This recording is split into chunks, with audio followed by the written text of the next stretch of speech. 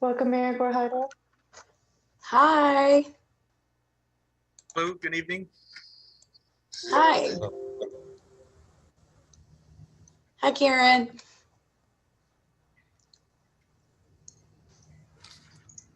Well, Mayor, we'll probably get started. We'll give people a few minutes to get themselves logged in and Sure. figured. So probably be about 6:03, 6:05 when we'll start.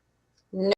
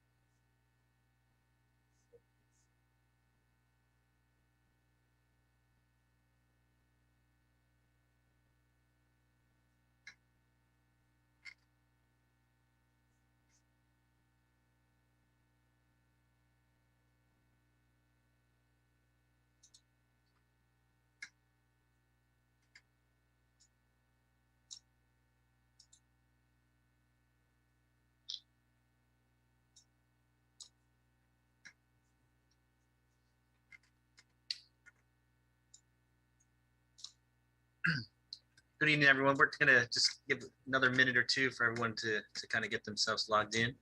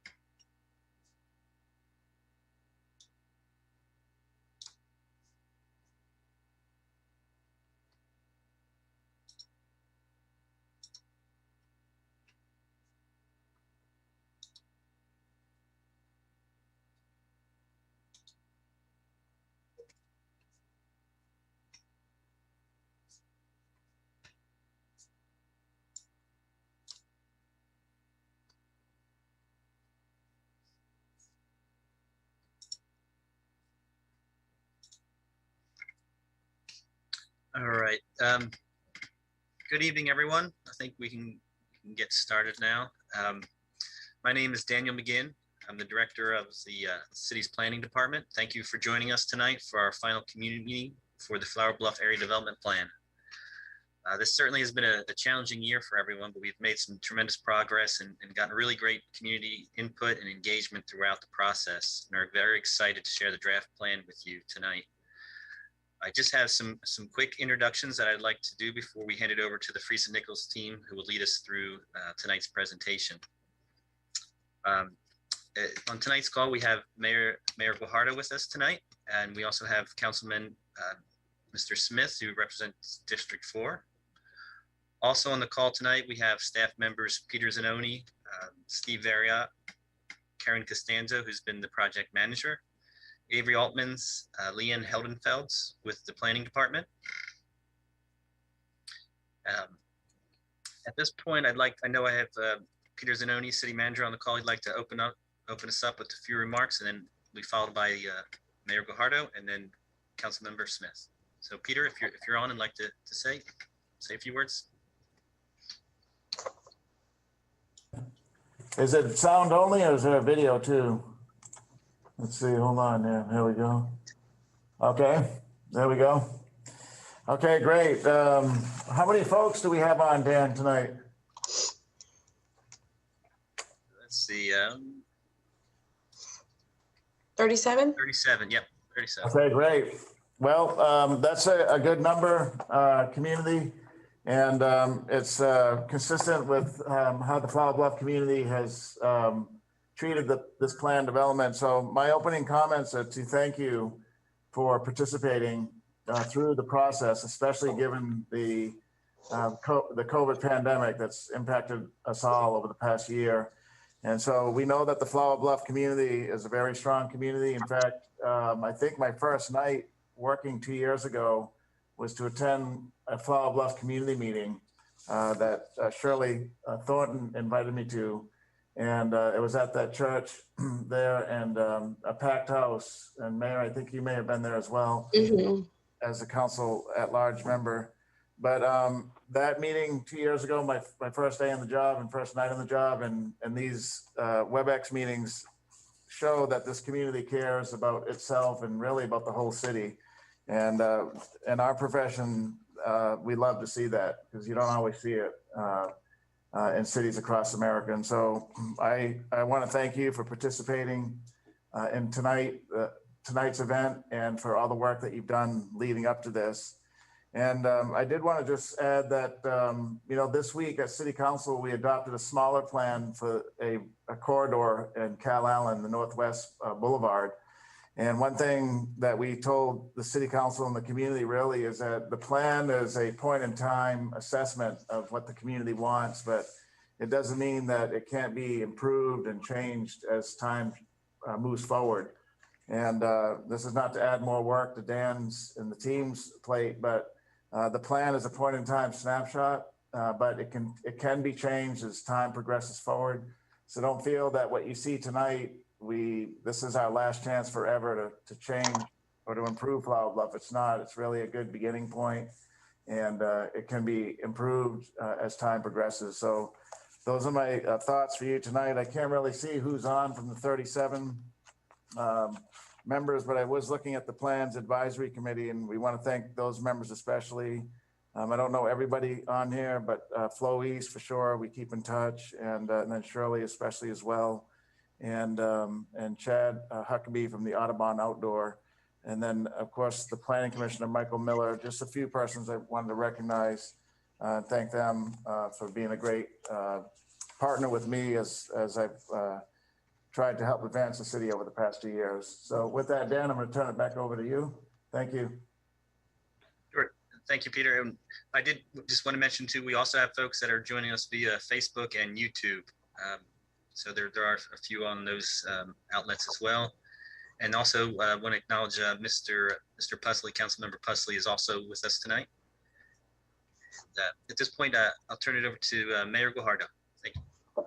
Thank you, Dan.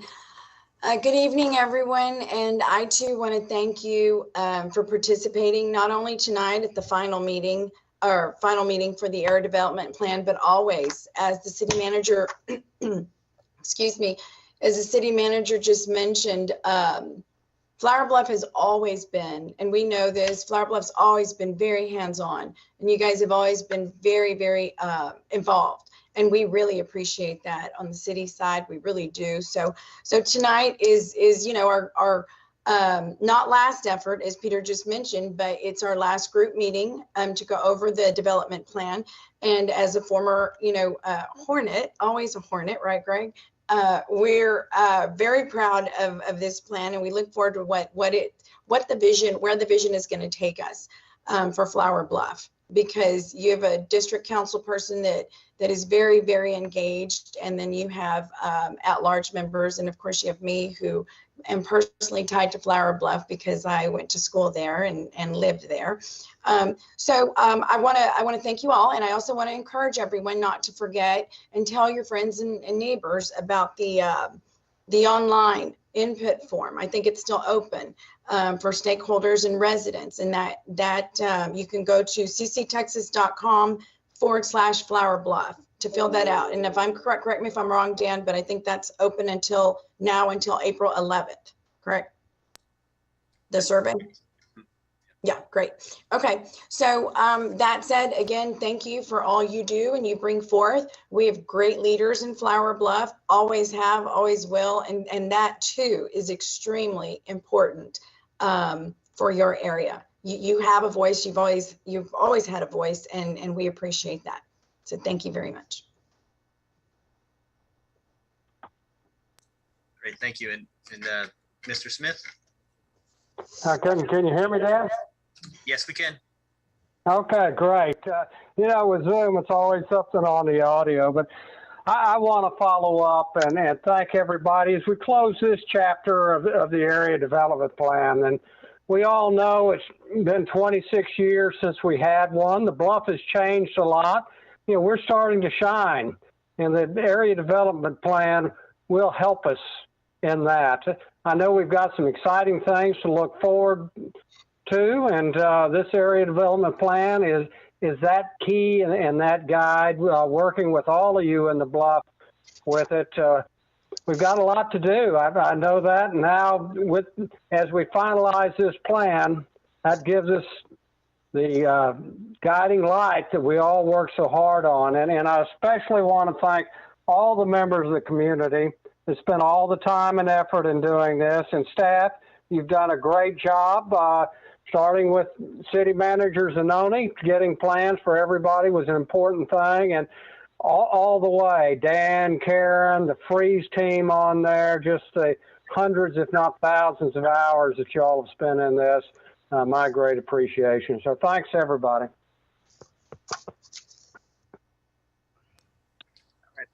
Thank you very much. And at this point, you're not going to believe this, but I think the Freese and Nichols team has a fire alarm going off in the building that they're in right now. So I think I guess anything that could go wrong, can go wrong for one of these things. But I think they may have found a solution. Well, so Dan, we're on a patio balcony. There's a fire truck outside, so hopefully the building isn't on fire. But can you hear me okay? Yes. Somewhat. Yeah, it's better there, I think. Yeah, we apologize. Of course, this is totally out of our control. We'll do our best to get through as soon as the fire alarm goes off. Hopefully, we'll continue. Shad, would it help if I help? Could I assist here? I cannot advance the screens, but my Karen, location is quiet. Okay, if you can run through the presentation, that would be great. Sound like the fire alarm just went off, so if you could get us started, we'll connect here in a couple of minutes. Happy to jump in. However, this is 2020, 2021. That's all we do, right? We jump in when we got it. So we did just lose the presentation. Let me see if I am not able to share the presentation. So Freese and Nichols, could please bring the presentation back up. Give us just a couple moments. Okay. Thank you all. This is, as City Manager Zanoni has mentioned, towards the end of our engagement here with this Flour Bluff Area Development Plan process. Throughout the process, we've been trying to involve the community and get a lot of input. This is our third community meeting. And as you'll see, we've been doing this for about a year now. And throughout the process, we've had stakeholder input as well as a Flour Bluff Advisory Committee to help us guide the process and make sure that we're getting the input from all corners of the Flour Bluff community and incorporating that into this draft document. And so as soon as we can get that presentation up, there are a few cues here just to remind everybody that we are recording this. And it will be available as a recording on the project website, as well as an online community open house that will allow residents and community members to view this recording, to engage with the draft document, and give us their input and feedback. Let us know what we may need to change as we get this to a product that we can bring forward to the Planning Commission and then City Council for the city to adopt as I think we heard from Councilmember Smith, a guiding light, right? So that we can focus our energies. So I see Shad's back at his desk and I may have bought us enough time. Yep, appreciate it, Karen. So while Lauren is bringing the presentation up, my name is Shad Como. I am with Freese and Nichols, urban planner, and I am serving as the project manager for the area development plan. Also have with me tonight Lauren Garrett, who's the lead planner for this project, and you'll hear from her shortly. And also Alexis Garcia, who's a project planner working with us as well. So just a couple of housekeeping items. This meeting is being recorded, and so you can go back and view it at your pleasure. Your microphones have been muted, but please use the Q&A box there. We'll be monitoring that. If you are on Facebook, you can drop your questions in the comment box there as well, and we'll make sure that we get those addressed at the appropriate time. If you're having any network issues, please minimize any other activities you might have on your end to reduce those disruptions. Of course, if the fire alarm is going off, you can't control that. Hopefully you don't have that situation. Also in the Q&A box, if you see a question that you agree with, maybe it's a question that you wanted to ask yourself, you can upvote that question by clicking on it, and it will bring it to the top of the list. And all the questions will be addressed, but that will help to prioritize the questions. So in terms of our agenda tonight, we'll give you a little bit of information, background information about the plan. We'll review the draft plan. We're going to give you some information and tell you how you can visit the online open house. And then we also like to tell you about the next steps in which you can expect after this meeting tonight.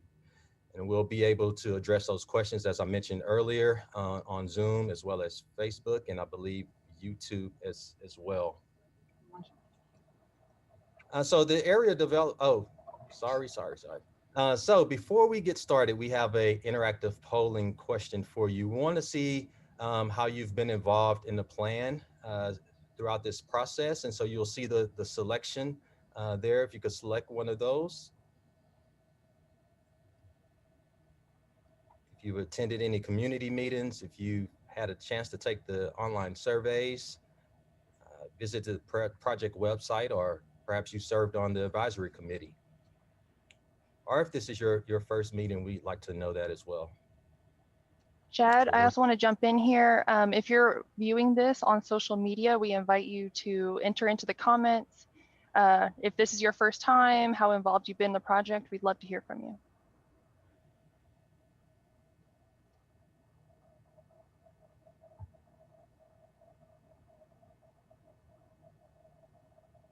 And so we've heard from about 22 of the 29 participants on the call of our attendees. So we appreciate you guys for sharing. We have a mix of different answers. Others who have attended previous community meetings. We've had a few who have taken the survey, but the majority, this is their first meeting. So we are glad you're here. Welcome. Well, thanks for your participation.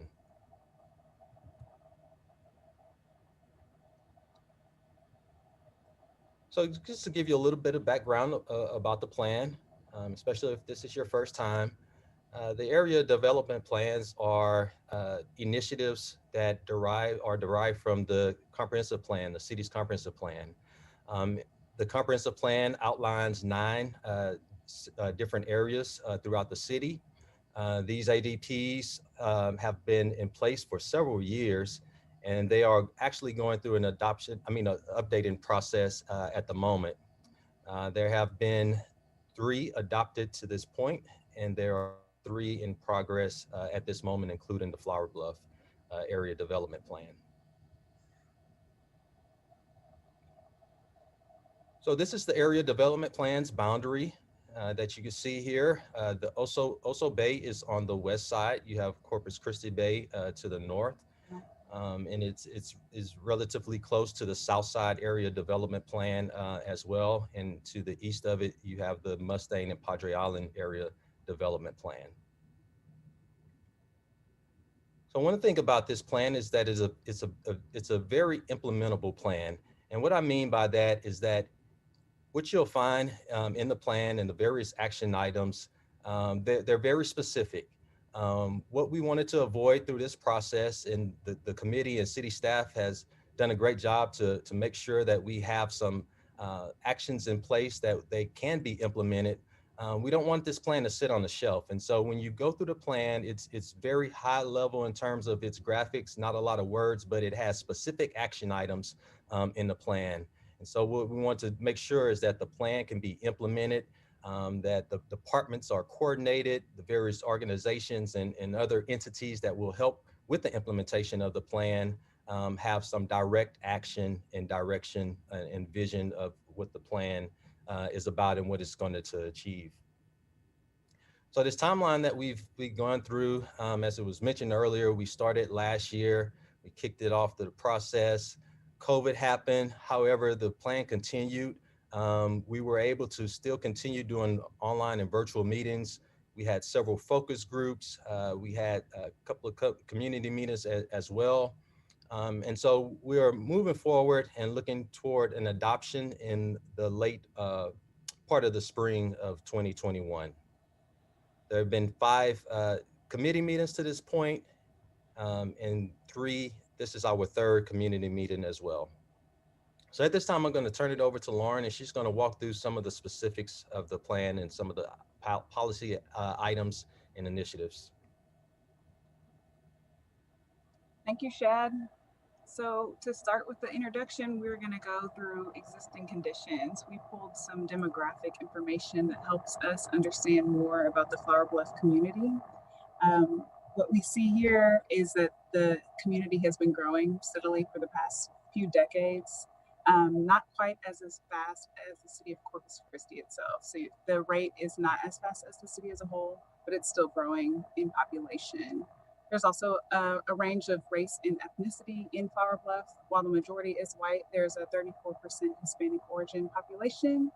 We've got a range of ages as well, attributed to the schools there, school-age children, and then also adults and parents and grandparents. There's a breakdown here with the owner-occupied housing and rental, as well as vacancy, which is quite low.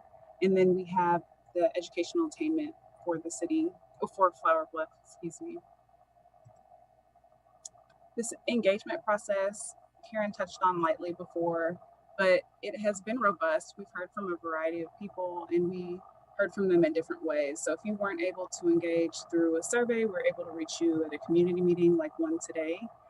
We've had an advisory committee that has been helping us throughout this process by being a sounding board for us. We present ideas to them. We get their feedback on the action items, policy initiatives, you name it. So they've been a huge help in getting this plan completed. We've had very interactive surveys that ask questions that are detailed enough to get meaningful feedback for this process. And you'll see some of the feedback and how we've incorporated that into the plan as we go along through this presentation. Various community meetings. We're living in a virtual age, so most of them have been online, but we have not skipped a beat. So we've been able to hear from those groups. In addition, we've reached out to people through focus groups, and these were for specific topics that organizations focused on and they specialize in, and we understand the community more that way and see what it's like on the ground in Corpus. So we're moving along through this process and we're headed towards adoption very soon. So the first online survey was in spring and we had a good response rate, about 464 people. Some of the priorities that came out of that were social issues, utilities, environmental concerns. Specifically, flooding was your greatest environmental concern. There's no surprise there with a community that is surrounded by as much water as Flour Bluff is. Your favorite thing about the area is schools. And something you're concerned about for social issues is homelessness. So you'll see some of the action items that we've included to address some of your concerns. We've also pulled some text here that was from the survey. People shared what they want their vision to be for Flour Bluff. And so we made sure these were included not only in our vision themes, but in the rendering itself. So another component of this area development plan is a future land use map. It's a tool that is used to guide development in Flour Bluff. Here are some of the land use categories. Flour Bluff has a little bit of everything in the community, but the majority are these residential uses. So when you see these yellows on the map, you'll see that those are residential uses. It's a range of low density, medium density, and high density. The commercial uses are mainly retail along SPID and other major corridors. Not as much industrial use, but the Transitional Aviation Special District is a category that is unique to Flour Bluff because of the Naval Air Station. So this map here shows the future land use for Flour Bluff, and then the table on the side corresponds with the map showing each land use category and then the acres that are designated for that. So the percentage breakdown, you'll see, as I mentioned, majority residential, especially in the southwestern quadrant, and that has to deal with watering fields. So we wanted to keep a low density there to be in compliance with AQs. Most of the commercials along corridors here on Flour Bluff, SPID, and then you'll see permanent open space along the Laguna Shore side to protect development. So to protect the shore and erosion. And then Transition Aviation Special District is up north. So we'll start with the vision themes. These are guiding the community. This is what you aspire to be. So we heard loud and clear that you guys want to have a safe and healthy community, and that means create a safe and healthy neighborhood that keep the community strong and connected. Some of the key elements that we focus on in the rendering are the schools, crosswalks, walkable areas, pedestrians walking, but also bikes as well. In the community input, we heard from you. This is your words, and we took everything and applied it to this rendering. So here's the first vision theme. This is a conceptual image, and this is what we saw that Flour Bluff wants to become. This is Glen Oak facing east, and this is Waldron here in the distance. You'll see buses because the school is off to the south, like one-way cycle track in both directions, and then there's also a bus. So you see all different modes of transportation that can get around Flour Bluff. Very accessible. The next vision theme is a strong local economy. So we heard that you want to support your local businesses so they can thrive. The key elements we're focusing on are commercial, retail, restaurants, and services. So you don't have to leave the area. You can enjoy a night out in Flour Bluff. Gateway features, signage, and revitalized commercial buildings, as well as landscaping. And so here's the second vision theme. And this is SPID at dusk. Facing, this is out south. You see the lighting at night. It feels like a comfortable environment to walk in. Landscaping along the highway. So this frontage looks, it beautifies the area. It's attractive for businesses, but it's also attractive for residents who live there and want to take pride in their community. There's a nod to the Naval Air Station with the jets here, and then specific signage that represents Flour Bluff. So it's a good introduction to the area. It's a gateway. The next vision theme is protect natural resources. So this came up throughout the surveys, through advisory committee meetings, and then also through focus groups. We want to protect habitat and wildlife to improve environmental quality of the Laguna Madre and Oso Bay. So key elements there, we're focusing on our birding, biking, kayaking, and highlighting the trails and the native flora and fauna that is in Flour Bluff. Here is the Holly Road Trestle Bridge. We are facing west, and you can see the Osprey outlook in the distance. You see low vegetation here. People in the water fishing, but then there's people on the water kayaking, and there's opportunities for birding. This is a vision for how to interact with the environment, but not in a way that's detrimental to it. So it's very passive recreation. Next, we will focus in on the policy initiatives and strategic action items. So the vision themes started broad, and now these are going to show how we're going to get all those things done. How are we going to achieve it? Like Shad mentioned earlier, we wanted this plan to be implementable and actionable. So this is how we're doing that. This table highlights the ways that the policy initiatives and vision themes align, and the main takeaway is that they're interconnected. So some of these policy initiatives cover all of the vision themes. So the policy initiative one is manage stormwater and flooding. As we mentioned before, you are surrounded by water. So water is it's an asset, but it needs to be managed. So some of the action items here are working with the Parks Master Plan update. Make sure you're coordinating with other departments, coordinating with other agencies, working on ways to be environmentally friendly and create these man-made wetlands. Also working with partner agencies for Endemic Pier. You'll see some projects in here that are ongoing or soon to get started. The next is equitable opportunities. So creating equitable opportunities for all Flour Bluff residents. One of the action items that came from a focus group meeting was the homeless population, working with homeless services and workforce housing division to coordinate with Flour Bluff and make sure these issues are being addressed coordinated entry, family reunification, housing, and jobs as well. There's also action items for housing, more coordination with regional leaders to address business and economic development, and then working with youth and making sure they have equitable opportunities as well.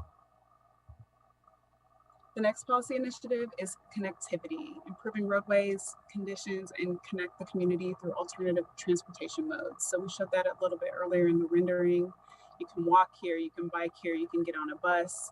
We want everyone to have access to those things. So we have an action item here with RTA. We have some with the MPO and Naval Air Station. As they're updating their AQs plan, we will coordinate with them to incorporate their edits into this plan as well.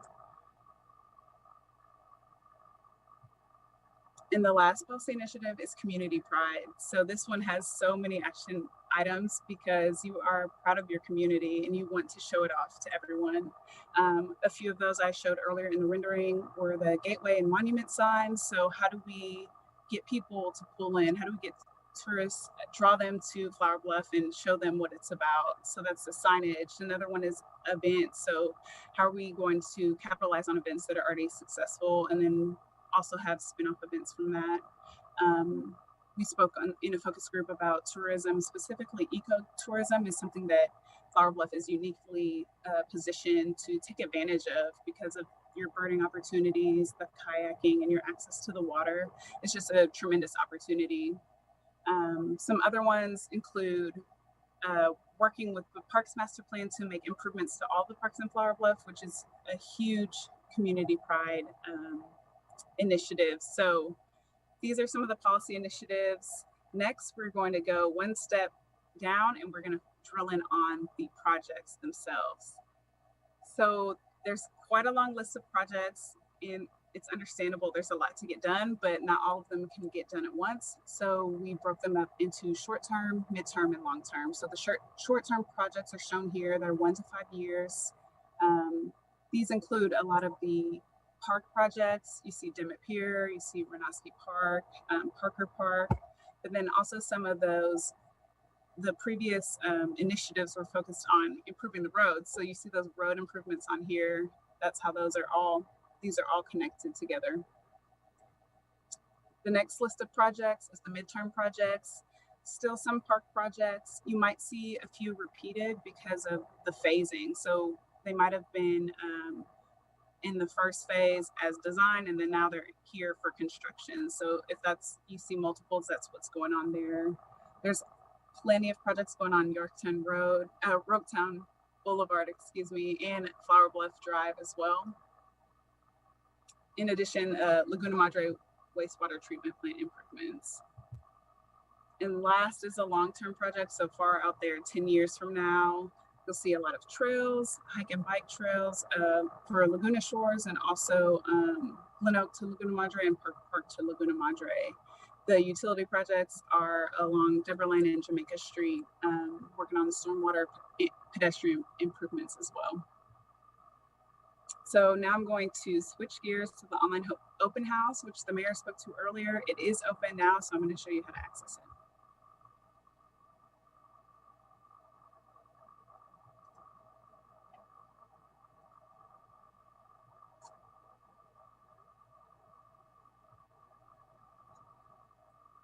So here is the city's website, cctexas.com/Flour Bluff.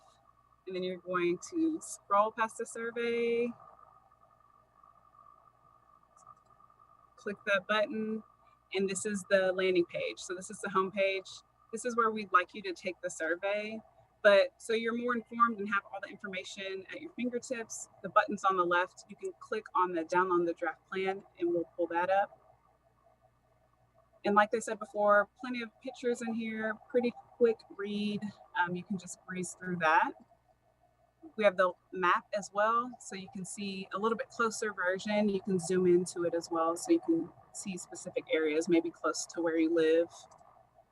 We have the vision themes to the side as well, vision 1, 2, and 3.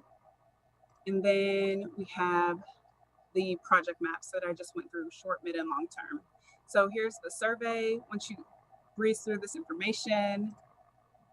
You can give your input here on each of the sections. So here you see the vision themes, and you just say if this is capturing your vision for Flour Bluff. So we're excited for you to get on here, check out the survey, take the survey, and now switch back.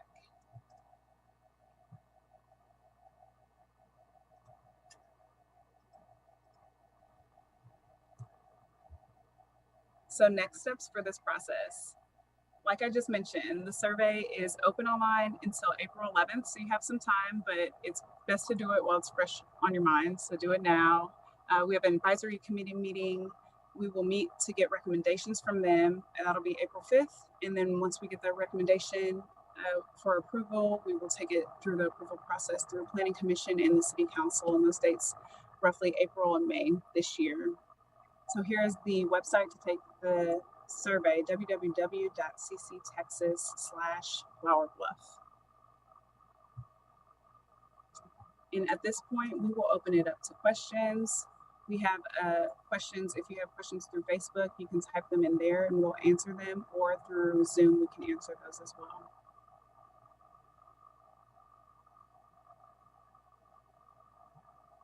All right, we've had quite a few questions come in, both on Zoom and on social media.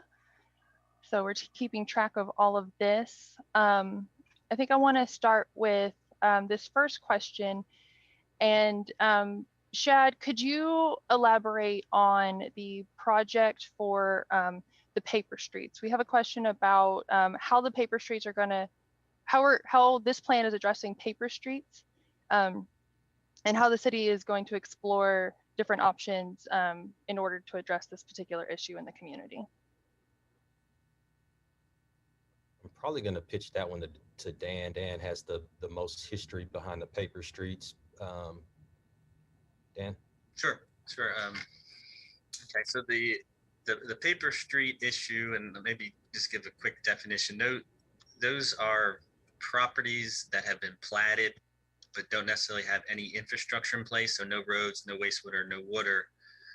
And so when the city annexed Flour Bluff, there was some of these subdivisions that had gotten platted and recorded without any infrastructure in place. So these lots over the years have been bought and sold, a lot of times obviously relatively cheap. I can't tell you how many phone calls I took as a young planner with the city from someone from California that bought a lot, found they couldn't do anything with it because it had no road. So here we are, 15, 16 years later, and this is an area between Don Patricio and Division Road, quite a large amount of acreage that has remained undeveloped because you have so many different owners that there's no way that they can coordinate and work together. So in our planning work, we're just suggesting that we collaborate with these owners, that there be some kind of a policy set up where we work with them.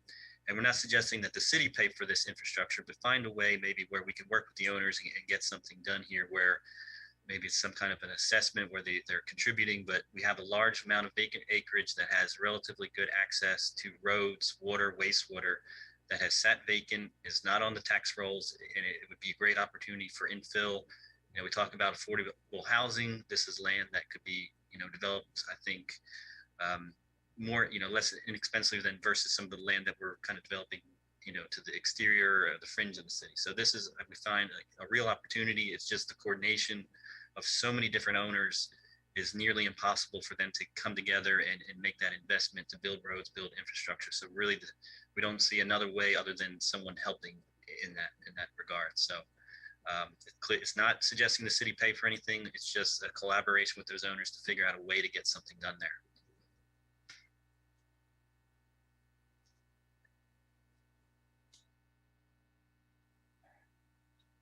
Thanks, Dan, for that clarification on that particular topic. We also have another question about the projects list, about the projects and what year they're in. The particular project for the Yorktown Mud Bridge, the committee has spoken about that in terms of breaking up that particular project in different sections, with the in the short term having the design of Mud Bridge and evaluation, and with construction looking more at the midterm. And so I just want to get that comment out there. Here's another one from Zoom. Many of us would like to know if the 18-month Laguna Shores project, which began in September, is still on track.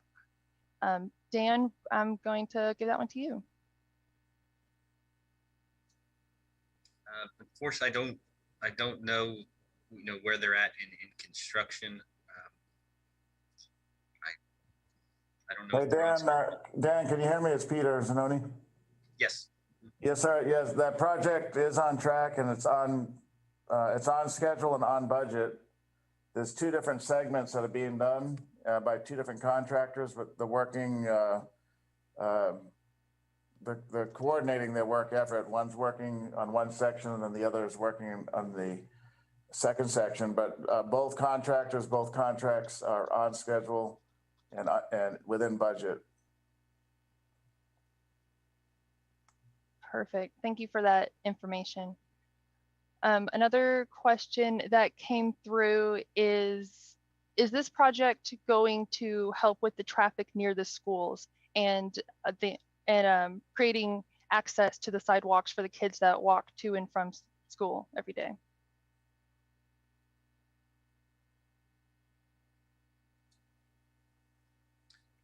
I can jump in there. I think we're making a lot of recommendations on certain public projects and that will help. There's been a big emphasis. And in fact, one of our schematics there shows Glen Oak and Waldron Road.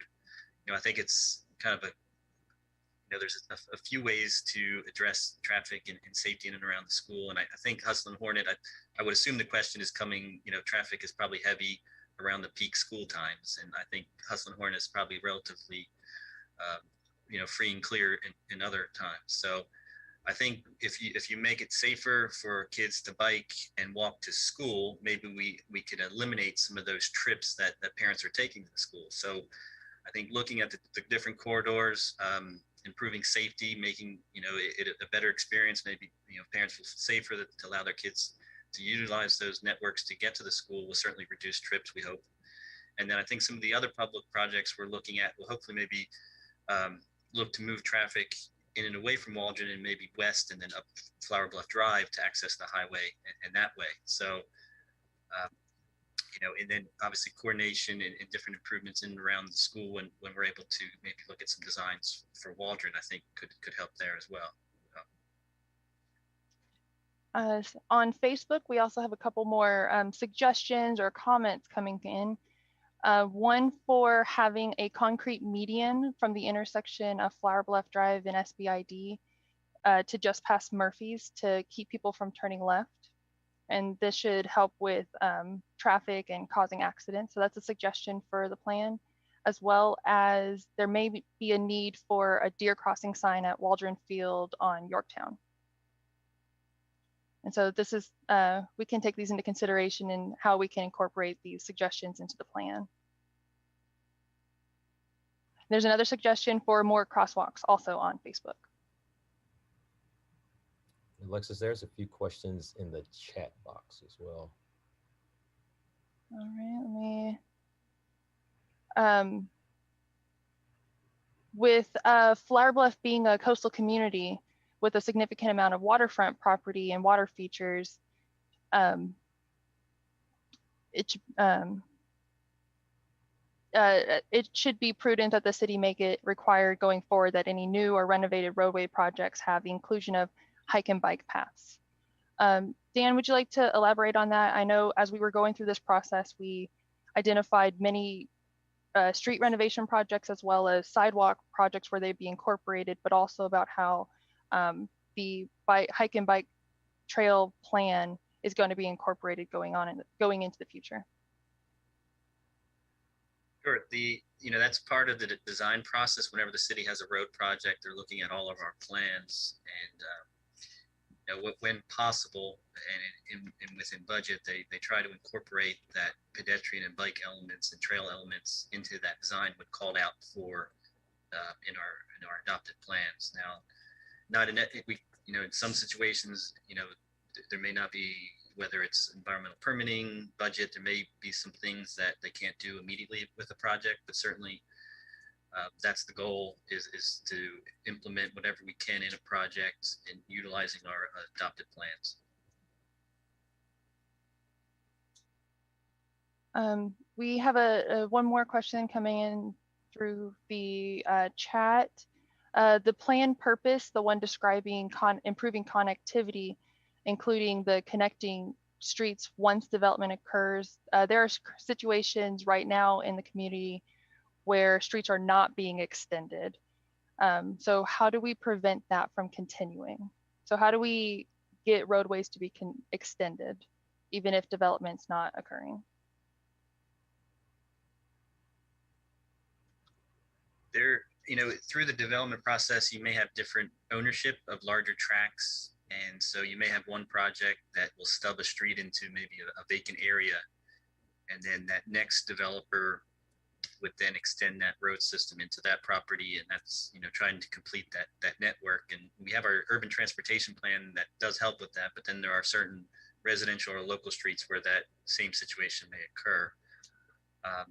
And so, if a situation like that may exist in Flour Bluff, it may just be waiting for that next developer to develop that site.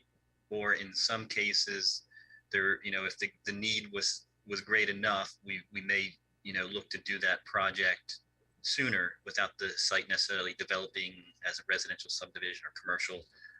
We have a few examples that on the south side where the connectivity was that important that we, prioritize that project and then move to implement and fund it. So it just kind of depends on the situation and the importance of that connectivity, public safety kind of a thing, or access to schools. It just kind of on a case-by-case basis where we look to extend. And there's also some things in the subdivision regulation that, could be enhanced or could look to increase connectivity as well. That could be another option to look at to improve connectivity. It's a question.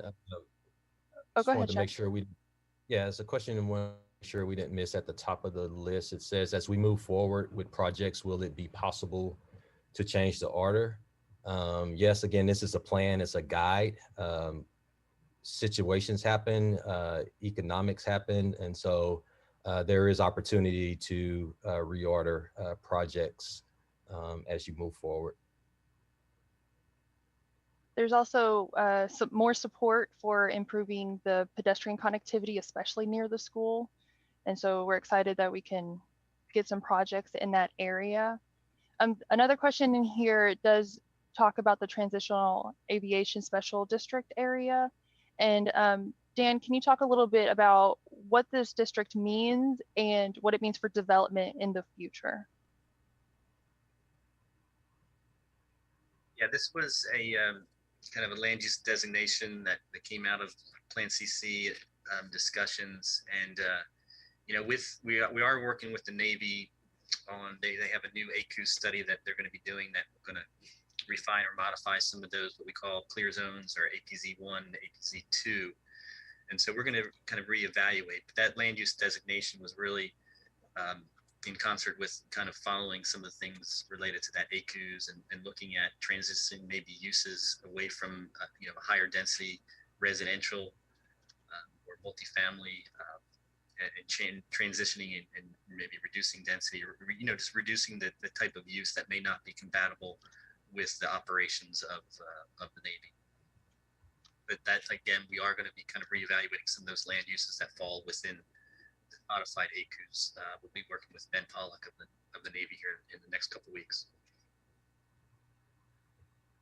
And Dan, could you also speak to the new city acquired, the new park land of the city acquired through a land swap with the military in Flour Bluff? It's actually over on the south side. Oh, never mind. On the other side of the OSO. Yep. But before we address that, just to piggyback off what was Dan was saying regarding the future land use map, we do have some questions here about zoning and the ability of property owners to use their land. So we do want to emphasize that the future land use map is not a zoning map. The designations are different from what's in our Unified Development Code in terms of zones. What it does do, though, is it helps develop that vision that the community has for the future. So when a property owner comes forward to the Planning Commission and City Council with a request to rezone their property, the future land use map is used as a reference to see how that proposed rezoning and use compares to what's envisioned for the area. And that's where the transitional aviation zone is very helpful to make sure that we understand on the staff level, and then certainly at the Planning Commission and City Council council level, what might be in conflict with some of those flight patterns, whether it be a hazard or risk potential or noise.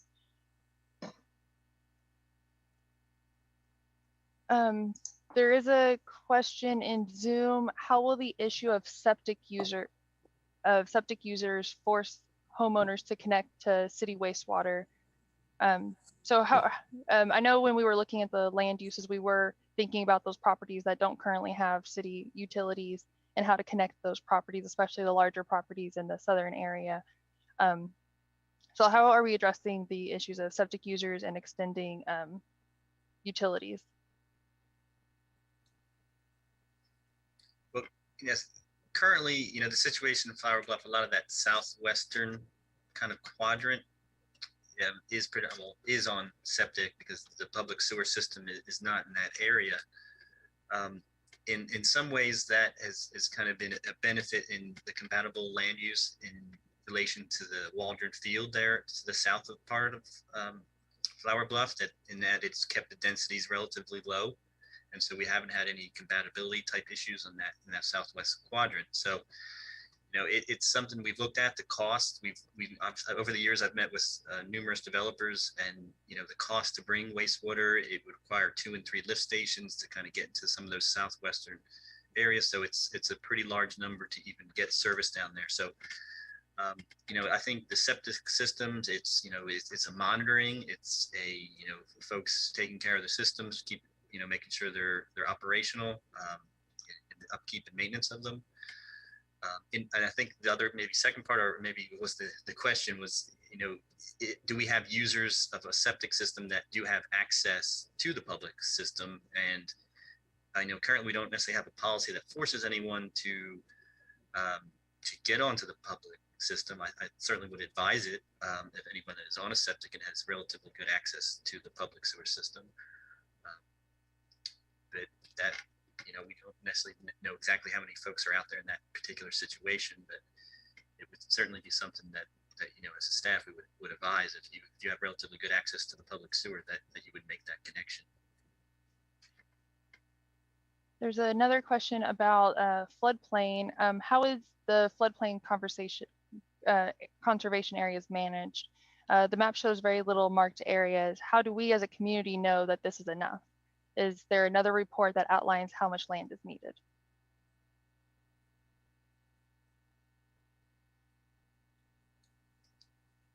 We certainly have, there's a good portion, obviously, of Flour Bluff, especially on, I'd say, the east side, that is within the floodplain. And, some of that, a large part of it is actually owned by Exxon Corporation. There is a lot of nonprofit. The school has a lot of property, and I think their plan is to keep most of that in kind of a preservation state. And then there's a handful of different other owners that make up some of the ownership of that kind of eastern part of Flour Bluff. And we, in our mapping, we've kind of identified what areas I think that make the most sense to preserve and keep in that open area, and to assist with major flood events or storms. It makes a whole lot of sense to keep them in their natural state. And the city, and there's a lot of groups out there. We're doing some projects with Red Hat Pond to help improve the conditions there. So there's lots of efforts occurring now to improve and keep a lot of that property in that preservation state. So there is no report to say when it's enough, but I think we've done a pretty good job and with the community, and you really don't have that much development, I'd say, on that east coast of Flour Bluff. So we're in relatively good shape, I think, with what we're seeing in the development patterns on that east side. Another comment came in, just something to consider, not using green stained concrete for the shared use path. After repairs, patches, it's hard to match the color to the existing. Just something else to think about. For the trestle bridge, what is the plan for public parking access and long-term maintenance, not necessarily in the first 10 years?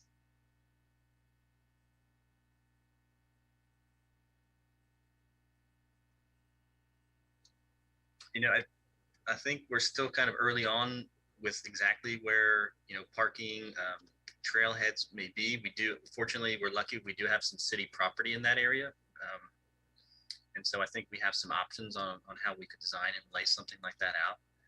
And then obviously we have parking on the other side, Oso Wetlands Preserve Park. There's parking at that facility, and then there's also trailhead parking there at the end of Holly. So folks that would want to utilize that trail system, I think, are going to have some pretty good options on where they could park and walk. So I don't necessarily see that as a problem, but I think as we get closer with the design, we'll kind of nail down maybe exactly where we would put some of that stuff.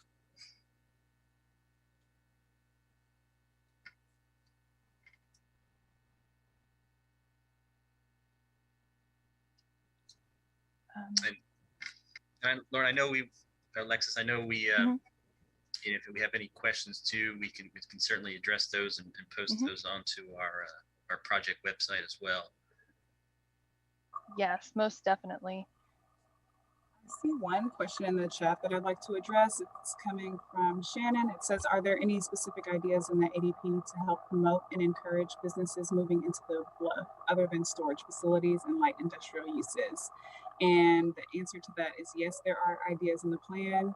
You'll find the policy initiative 2 will probably fit best with this. Action items 2.3 and 2.4. 2.3 is talking about coordinating with regional leaders, including Coastal Bend Business and Innovation Center and Corpus Christi Regional Economic Development Center, and working to provide small business, entrepreneurship, finance, and workshops and opportunities for local businesses and growing businesses in Flour Bluff. There's also an action item there to provide the broadband 5G connection and communication networks that will attract new businesses as well, especially as we see the trend of people working from home. That'll be a key thing to focus on for Corpus Christi, Flour Bluff specifically, because if you could live anywhere, you could live there and work from home.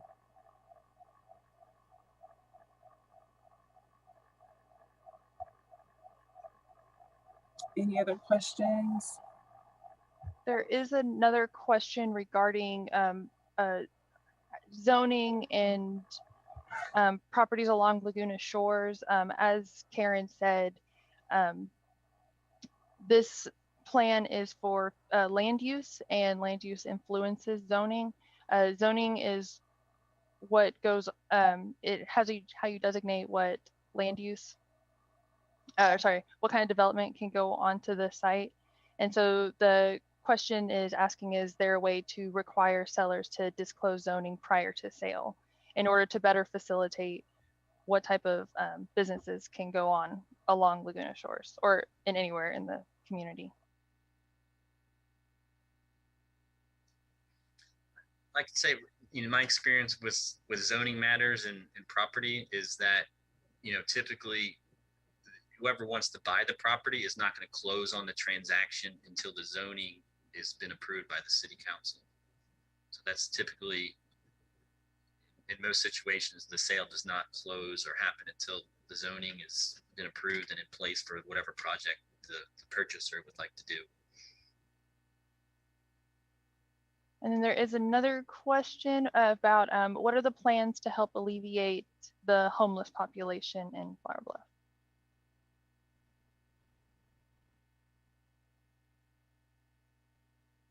So once again, you'll find the action items that pertain to that issue in the Equitable Opportunities Policy Initiative. The action item probably 2.1 is going to best suit that. We have that to address the homelessness issue by working with the city's homeless services and workforce housing division. There's new staff there that are tackling this issue. It's a multifaceted issue that we've learned about through the focus group meetings, but there was even having everyone on the call for the focus groups, there are connections being made that are going to help move this forward for the future. Yeah, that's correct. Can I just add to that? This is Peter Zanoni, the city manager. So we do have, in my first budget here with the city, I redirected resources to create a 3-person team to address homelessness and affordable housing. And we had a little turnover in the homelessness unit, but we're back up to 2 persons now. And they are doing outreach with Rising Tide Ministries there. We're outreaching to the homeless to help them be referred to services. A lot of them need mental services or other services. And so providing homeless with outreach services or options to go to will help get them out of homelessness. And so that's a positive. We're working close with Rising Tide Ministries, and we did a good job during the extreme weather event in February, making sure that every homeless person had a shelter to go to. The cities, we had one here in the downtown area. The city council made a pledge that no homeless person would be out in the cold, and so we did that as well. So we're engaging the situation. It's very complex, as our representative just said. But the fact that we have people at City Hall working the issue is something we didn't have 2 years ago. And so we do have that now, and we'll continue to work. We know it's a significant issue for Flour Bluff, and we're continuing to work with the stakeholders and the homeless providers to make the situation better. The key that is there's going to be coordinated effort, and we heard so much in the focus group about we had people experiencing homelessness, by the way, in the focus group. So we heard firsthand what it's like, and we heard about like lack of ID, so you can't get a job. We heard of what it's like to live that life. So there are some issues that, as long as we can get that streamlined, we can help people.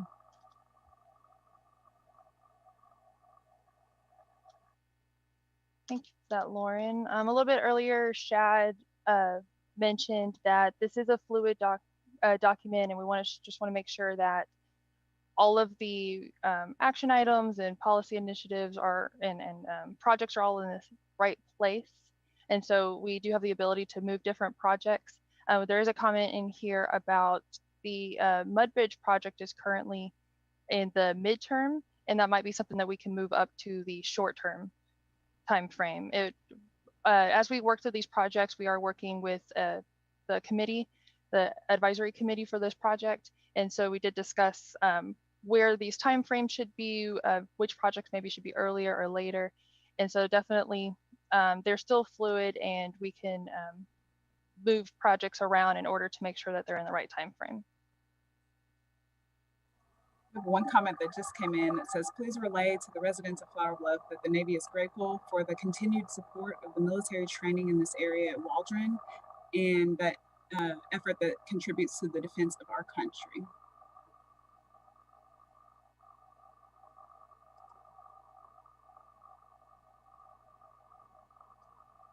Are there any others? Tons of questions are coming in. This is very exciting. We definitely want to hear from you, and we're glad that everyone's able to be very engaged, and that we can have this dialogue with you. Yeah, it's been a robust conversation, more so than all the other meetings put together. So it shows that you're very attentive, and we have your attention, and you care, and you want to share. There's a comment on Facebook about a resident who's been here since 1983, a long-term residence, and noticed that the new subdivisions are getting resurfaced at least twice, while the older ones do not get the same care. Definitely through this process, we're identifying roadway projects that are currently on the books for the city, but also ones for the future. And so we're making sure that we're taking care of CIP projects for now and for the future through this plan, specifically for the Flour Bluff area. I would just add to that any resident, we do have for the first time the streets department has put together a comprehensive 5-year residential street plan. It's called the Infrastructure Management Plan, and you can find that on their website. And it lays out, what the cycle and what roads will be improved or resurfaced or some level of maintenance on the residential side. So we identify those projects, I think years 1 through 2. And then certainly the projects 3 through 5, there's, still need to be confirmed by the council. But I would encourage everyone to check that out on our Public Works website. Just search for the infrastructure management plan. It's a great interactive map that you can see where maybe your neighborhood is on that project list. So another suggestion that came in through the chat is for a large, very long pier that you can fish off of, similar to the ones in Rockport. Maybe one that's measured a 1/4 mile long, and especially along, that could be located along Laguna shores. So another suggestion that came in.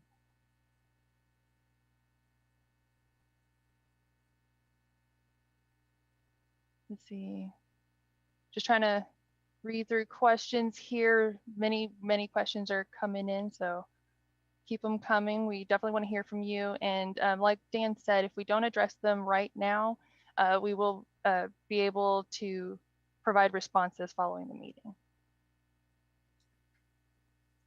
Yeah, Lex, I think we can wrap up. I guess we're coming on to the hour now. I don't, and certainly if we have questions that come in, like I said, we will post kind of a question and answer for those that we didn't get to on the project website. I'd just like to take some time if there's any, I guess, of the panelists that have any closing remarks, would like to say anything. There's an opportunity now, or Shad, I don't know if you had any closing remarks, next questions or next steps. We do have next step slide to share. So if you can see this, in terms of our next steps, the online community survey and open house is going to be open through, actually it was open a couple of days ago, but it'll be closing on April 11th. So if you can take that survey, we definitely appreciate it. It'll give us the comments that we need to help direct any changes that might need to be made before the plan goes to City Council for recommendation. The advisory committee is going to meet on April 5th, and they're going to recommend the plan to be adopted at that meeting. And then the Planning Commission and City Council will have public hearings. We don't have a specific date set at this time, but it'll be in the April-May timeframe of this year. So again, if you could visit the open house, you give us your comments there. We appreciate your time. We appreciate your questions on this evening as well. We thank you for your attendance. This has been a great process. Lots of input. The committee has done a great job of guiding the consultant team as well as city staff through various issues and recommendations. And so we appreciate their time and effort that they have put into it. We also appreciate the time and effort of city staff and various departments as well in their review of the document. Again, we appreciate your time and hope that you enjoy your evening.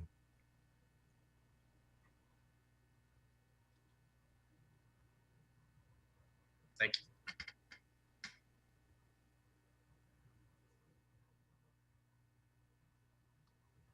Any other comments from elected officials, any city staff? Nope, just thank you very much. All right, good night, everyone. Yeah, thanks everybody.